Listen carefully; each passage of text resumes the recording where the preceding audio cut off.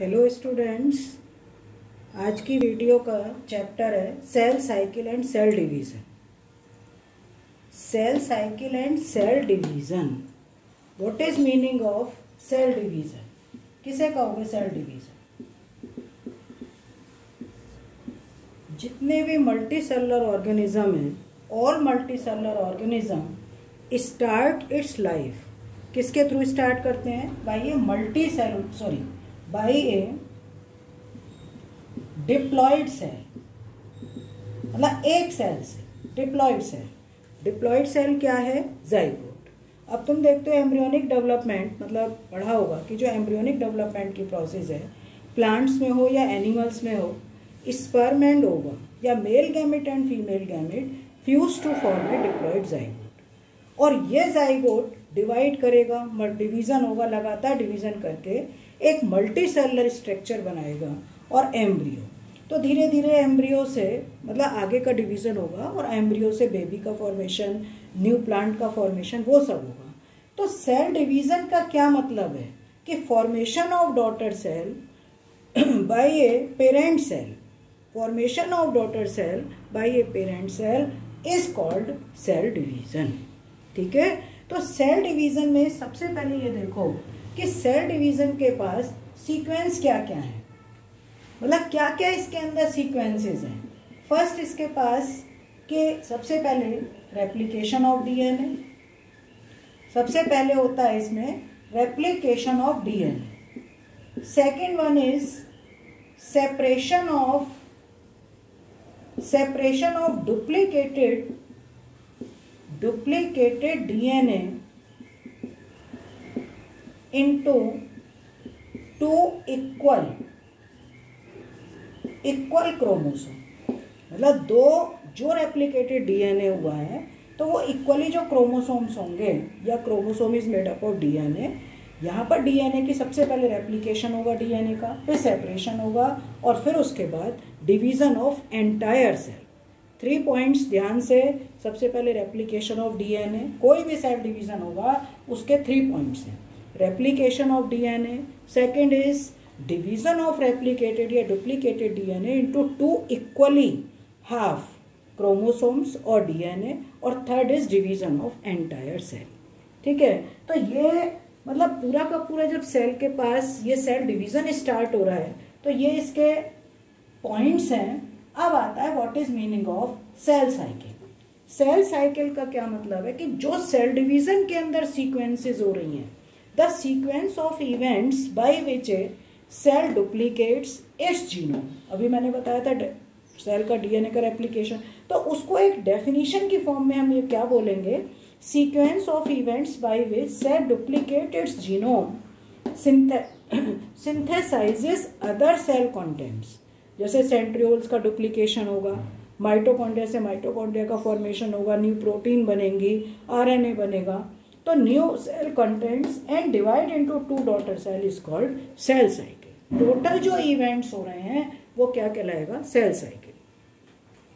Eukaryotic somatic cell, यहाँ prokaryotic की बात नहीं चल रही क्योंकि प्रोकैरियोटिक सेल जो होती हैं माइटोसिस और मियोसिस नहीं होता, वो simple binary fission. Eukaryotic somatic cells के पास 2 मेन स्टेजेस हैं। क्या क्या? First is interphase, second is M phase.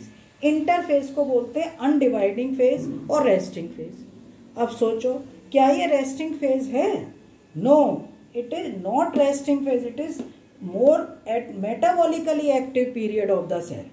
मतलब ग्रोथ एंड डेवलपमेंट के लिए, क्योंकि एक मदर सेल जब 2 डॉटर सेल में डिवाइड हो रही है, तो खुद सोचो, जब एक मदर सेल 2 डॉटर सेल में डिवाइड होगी तो अपने कंटेंट्स को, जितने भी पार्ट है, दोनों डॉटर सेल में इक्वली डिवाइड करेगी। तो इसका मतलब मदर सेल के पास हर चीज़ डबल होनी चाहिए। तो उसमें ग्रोथ एंड डेवलपमेंट की प्रोसेस, आरएनए का डेवलपमेंट, न्यूक्लियोटाइड का डेवलपमेंट, या दूसरे अदर कुछ भी कह सकते हो, सेंट्रियोल डिवीजन हो गया, डीएनए का डबलिंग हो गया, एक्टिव प्रोटीन आरएनए सिंथेसिस हो गई, तो ये सब जो है प्रोसेस जो होगी वो किस में होगी? इंटरफेज। कहने को रेस्टिंग फेज है, रेस्टिंग फेज में more active phase for growth and, यानी कि period of growth and development. और ये 3 स्टेजेस में कंप्लीट होगा। G1 S मतलब G1 फेज या G1 stage, S phase and G2 phase. Interphase के बाद सेकंड आता है एम फेज। एम फेज का दूसरा नाम क्या होता है? Mitotic phase. माइटोटिक फेज को, इसको भी टू पार्ट्स में, first is karyokinesis and second one is cytokinesis. Second क्या बोलोगे? Cytokinesis. Karyokinesis, karyon, karyon means nucleus, kinesis means division, division of nucleus is called karyokinesis, और division of cytoplasm is called cytokinesis. तो interphase से थोड़ा सा छोटा, मतलब कम time का, थोड़ा नहीं काफ़ी कम टाइम का कैरियोकाइनेसिस, और इससे भी कम टाइम का क्या होता है? साइटोकाइनेसिस। तो यहाँ karyokinesis means division of nucleus और cytokinesis means division of cytoplasm. इसका मतलब है कैरियोकाइनेसिस फॉलोड बाय साइटोकाइनेसिस। ठीक है, अब आता है हमारे पास इंटरफेज। इंटरफेज के 3 stages G1, S and G2। अगर पूरा करेक्ट सीक्वेंस लिखोगे सब पूरे टोटल का, तो G1, S, G2 and M, ये भी क्वेश्चन आता है, ये करेक्ट सीक्वेंस है। ठीक है, अब हम इसको एक जो इंटरफेज है इसको मैंने एक चार्ट के थ्रू शो किया है तुम्हें समझाने के लिए। इसमें मैंने तीनों G1 मतलब चारों स्टेजेस को G1 phase, S phase, G2 phase, M phase. G1 phase इसको first gap phase, first gap phase या पोस्ट माइटोटिक फेज। G1 को दूसरा नाम भी ध्यान रखना, पोस्ट माइटोटिक फेज। और ये पोस्ट माइटोटिक फेज मतलब टोटल, अगर हम पूरे टोटल साइकिल में सेल डिवीजन में एक मदर सेल से 2 डॉटर सेल बनने में अगर 100% टाइम लग रहा है, तो उसका 30 to 40% टाइम किसमें लगेगा? G1 में 30 to 40% टाइम इसमें लगेगा, ये सेल ग्रोथ एंड डेवलपमेंट के लिए। अब G1 के पास क्या होता है कि G1 phase cell growth and development, यहाँ पर ATP सिंथेसिस, या जिसे तुम ये कह दो ATP का अमीनो एसिड्स का है, या प्रोटीन का सिंथेसिस है, RNA का सिंथेसिस है, ये सारा सिंथेसिस डिफरेंट टाइप्स की प्रोटीन वो सब यहाँ हो रहा है। पर इसके पास भी अब 3 ऑप्शन है कि या तो कोई सेल G1 में आके ग्रोथ एंड डेवलपमेंट कर रही है। दूसरा ऑप्शन ये है कि अगर उसको, ध्यान से सुनना, इसके पास अब 3 ऑप्शन है। जब डिवीजन स्टार्ट हुआ है तो उसके 3 ऑप्शन है। एक ऑप्शन तो G1 में एंटर कर गया, और G1 में एंटर करने के बाद अब उसको ग्रोथ एंड डेवलपमेंट स्टार्ट हो गया कि उसको डिवाइड करना है। कई बार ऐसा होता है कि सेल को G1 में एंटर करा पर उसको यह है कि डिवीज़न नहीं है, उसके पास कंटेंट इतना नहीं है, तो वो G0 में चला गया। G0 is quiescent stage. Quiescent stage का मतलब ये नहीं है कि ये डेड हो गई, डेड नहीं है, मेटाबॉलिकली एक्टिव है, पर जब डिफ्रेंशिएशन करना है, जैसे मान लिया मैं तुमसे कहूँ जाइलम बना होगा, तो जाइलम में डिफ्रेंशिएट करके मतलब परमानेंट टिश्यू जो होंगे, वो परमानेंट टिश्यू जब डिफ्रेंशिएट होता है जाइलम बनता है, फ्लोएम बनता है। जाइलम के भी बहुत सारे पार्ट्स हैं, ट्रैकिड्स है, वेसल्स है, जाइलम पैरेन्काइमा है, जाइलम मतलब फाइबर्स हैं, ये सारे जो होते हैं कि डिफ्रेंशिएशन करके इनको एक परमानेंट सेल के अंदर बनना है, तो वो G0, कोई वो सेल ये थोड़ी मेटाबॉलिकली एक्टिव नहीं है, एक्टिव है। पर तीसरा ऑप्शन ये होता है कि इस स्टेज में सेल को अरेस्ट कर लिया, और अरेस्ट करने के बाद अब उसके दोनों चांसेस खुले हैं, या तो वो G1 में ही वापस चला जाए अगर उसके पास सारी चीज़ें G1 में जाके ग्रोथ एंड डेवलपमेंट स्टार्ट कर दे, और या फिर दूसरा चीज़ है कि वो G0 में चला गया, उसको डिफ्रेंशिएशन करना है, G0 में चला गया। पर यहाँ पर क्या मेन चीज़ क्या होती है कि अगर एक्सटर्नल फैक्टर, सेल के पास दूसरे फैक्टर आ गए कि वो उसको स्टिमुलेट कर रहा है कि G0 में चलेगी, वो स्टिमुलेट कर रहे हैं, तो वो वापस वो G1 में आ जाता है। ठीक है, तो यहाँ सेल ग्रोथ एंड डेवलपमेंट, फिर इसके बाद G1 से वो S में जब एंटर करता है, तो यहाँ पर जैसे कहते हैं ना चेक पॉइंट के लिए CD/C2 काइनेज, ये एंजाइम जो जिसको G1 साइक्लिन भी बोलते हैं, यहाँ पर G1 साइक्लिन बोलते हैं, ये इसका चेक पॉइंट है कि सेल को G1 में रहना है, G0 में जाना है, या क्या करना है, तो या फिर S में। तो जब S में पहुँच गया, S इज सिंथेटिक फेज। सबसे ज़्यादा टाइम जो लगता है 30 to 50% टोटल टाइम का 30 to 50% टाइम लगेगा वो S फेज में। DNA से DNA का सिंथेसिस होगा, यहाँ पर सेंट्रियोल का, ये तो होता है न्यूक्लियस में, और सेंट्रियोल का जो डिवीजन होता है वो किस में होगा? साइटोप्लाज्म में। दूसरी चीज़ इसमें क्या होता है कि जब डीएनए का रेप्लिकेशन हो रहा है, अगर एक सेल के पास 2C है, मतलब डीएनए कंटेंट क्योंकि डिप्लॉयड है, तो 2C से क्या हो जाएगा 4C, मतलब डबलिंग, डीएनए की डबलिंग हो रही है, क्रोमोसोम की नहीं।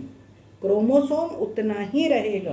क्रोमोसोम का नंबर अगर क्रोमोसोम 14 है, ह्यूमन के केस में, ह्यूमन सेल के केस में क्रोमोसोम अगर मान लिया 46 है, क्रोमोसोम उतने ही रहेंगे, डीएनए की डबलिंग होगी।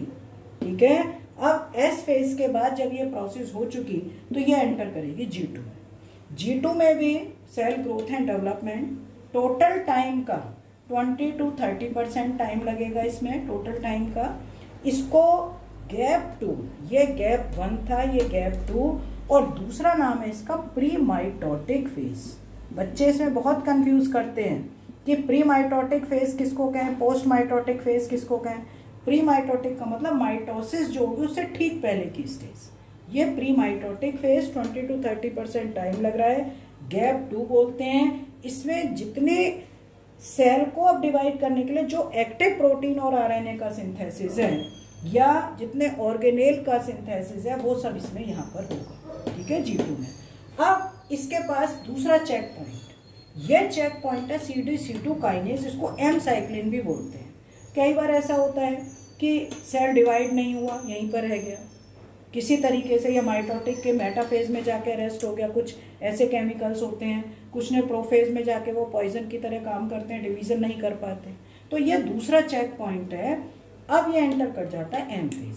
तो एम फेज जो होता है माइटोटिक फेज, पहले ही मैं बता चुकी हूँ, ये 2 स्टेजेस में कंप्लीट होता है, division of nucleus karyokinesis and division of cytoplasm cytokinesis. तो साइटोकाइनेसिस के बाद, अब इसकी एक्सप्लेनेशन बाद में होगी, साइटोकाइनेसिस के बाद इट प्रोड्यूसेस 2 डॉटर सेल्स।